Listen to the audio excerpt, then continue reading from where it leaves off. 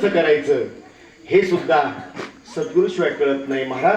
हा टप्प्याटप्प्याने हा नवीन भक्ती सुरुवात श्रवण भक्ती आहे, सद्गुरूच्या भेटीने सुरुवात होते. ही तुम्ही समजून घ्या. नाथ बाबा म्हणतात मी समजून घेतली म्हणून तर तुम्हाला सांगायला आलो आणि मी पदर पसरला या देवी माते समोर की या सगळ्यांना ही गोष्ट प्राप्त होते. नवीन भक्तीच्या नावात्रा करोनी पोटी मागेन ज्ञान पुत्रा. कोणता पुत्र मागितला? नाही नाही, म्हातारा झाल्यानंतर वृद्धाश्रमामध्ये घालणारे पोरं नाही पाहिजे तुम्ही पोरं. हा पण ज्ञानपुत्र तुम्हाला माहिती नाहीये आणि तो ज्ञानपुत्र जर प्राप्त व्हावासा वाटत असेल तर पुन्हा आणि पुन्हा त्याच गोष्टीवर तुम्हाला सांगू शकतो. तो ज्ञानपुत्र प्राप्त व्हावा जर असं वाटत असेल तर माऊली ज्ञानेश्वरी मध्ये स्पष्ट बोलता ते ज्ञान पैगा बनले जरी मनी अथी आणावे तरी संताया बजावे सर्वस्वी. तुम्हाला संताशिवाय सद्गुरूशिवाय ते ज्ञान तो पुत्र तुम्हाला प्राप्त होणार नाहीये. हे पोरं जन्माला येतील, हे पोरं जन्माला येतील. हा मेल्यानंतर पाला हा त्या देवीच्या कृपेने सांगतो तुम्हाला प्राप्त व्हावा याच्याकरता मनुष्य जन्म तुम्हाला मला मिळाले. पोटी मागेल ज्ञान पुत्रा धरीन सद्भाव अंतरीच्या मित्रा दंभ सासऱ्या सासऱ्या सांडीन कुपात्रा. महाराज या सगळ्या गोष्टीला जर आड काय असेल तर आपल्या मधला दंभ. दंभ कशाला म्हणतात? आपण करतो एवढंच आणि सांगतो एवढं मोठं. हा जो दंभ आहे हा खऱ्या अर्थानं आपल्याला हा सद्गुरू पर्यंत पोहोचू देत नाही. हो, तो नामाचा अनुग्रह प्राप्त होत नाही आणि जोपर्यंत तो प्राप्त होत नाही हा तोपर्यंत गोंधळ घालता येत नाही. गोंधळ घालायचा ना, तुकोबाने गोंधळ घातला देवी समोर तर ज्या वेळेला गोंधळ घालायला सुरुवात केली गोंधळामध्ये अंगात येतं ना गोंधळामध्ये. हा तुम्ही ते पाहिलं असेल त्याच्या गोंधळामध्ये अंगामध्ये येतोय. पण साधू संतांचा गोंधळ कोणी समजून घ्यायला तयार नाही. तुकोबाराय म्हणतात मी समजून घेतला आणि गोंधळ सुरुवात झाला. ऐका गायक मंडळी या देवाचे देवाचे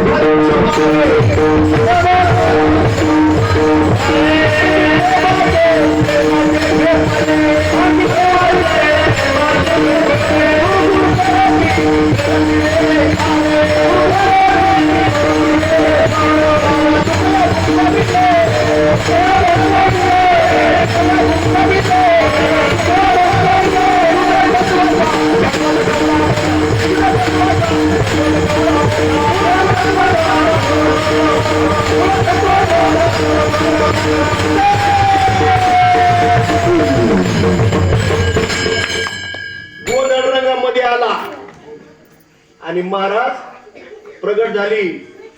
या देवाचे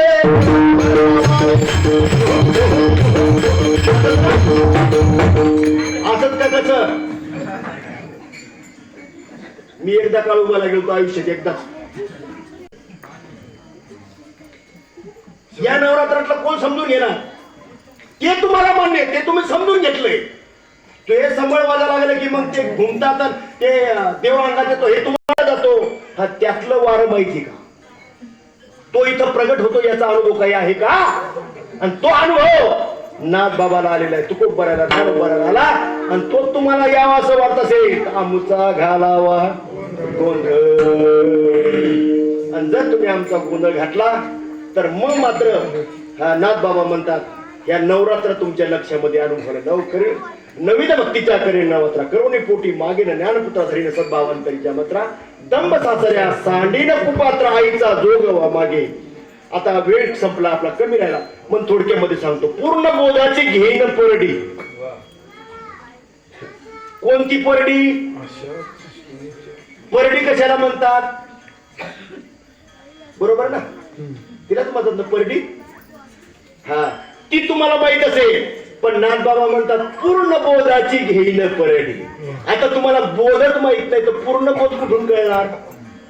हा पूर्ण बोध कळण्याकरता हा अनुग्रह आणि प्रबोध ही संप्रदायाची अनाधिकारापासून चालत आलेली ही परंपरा आहे. ती तुमच्या जीवनामध्ये जोपर्यंत अनुभवाला येत नाही तोपर्यंत पूर्ण बोधाची काय परडी आहे ती तुम्हाला कळणार नाही. हे बायांगात तुम्हाला सगळं माहिती. पूर्ण बोधाची घेईन परडी आशा तृष्णेच्या पाडीन दरडी मनोविकार करीन पुरवंडी आईचा जोगवा मागे. महाराज मनामध्ये जे विकार आहेत हो हे विकार जर आपले आधू व्हावे असं वाटत असेल तर तुम्हाला साधू बनावं लागेल. ऐकताना तुम्ही कीर्तन हे पोरांनो 2 मिनिटं हे. तुम्हाला जर साधू बनायचं असेल तर तुम्हाला काय केलं पाहिजे? या षडी विकाराला आधू केलं पाहिजे. मग ते आधू कसं करायचं माहितीये का तुम्हाला? बस अजून तुम्हाला त्याचं वर्म माहित नाही. आणि ते वर्म जर तुमच्या लक्षात नाही आलं हयातीमध्ये तर शांती ब्रह्म एकनाथ महाराज आणि माझे नामदेव राय म्हणतात चुकल्या वर्म फेरा.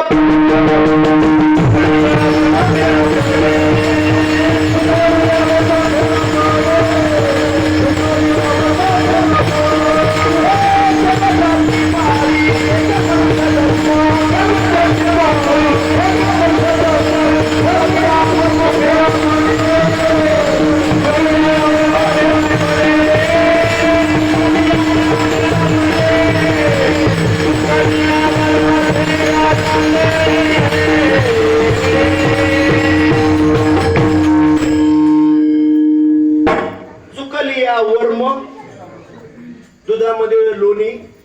आता वर्म जर चुकलं तर कसं होतं?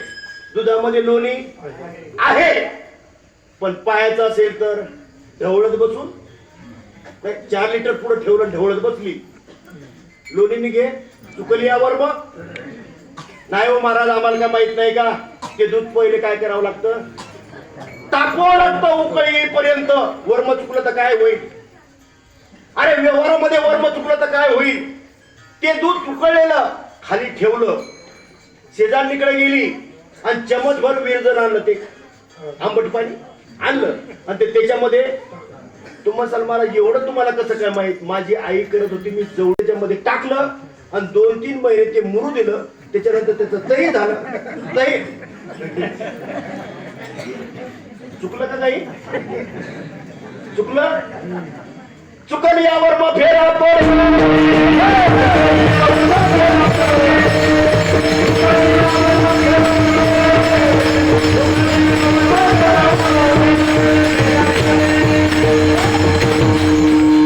माझी एखादी आई उठे हे बाबा तुला कीर्तनाला आमच्या गावाला बोलवलं मग तू काही गप्पा मारतो का व्यासपीठावरून? 3 महिने जर मुरू दिलं तर काय होईल? किडे पडतील त्याच्यात.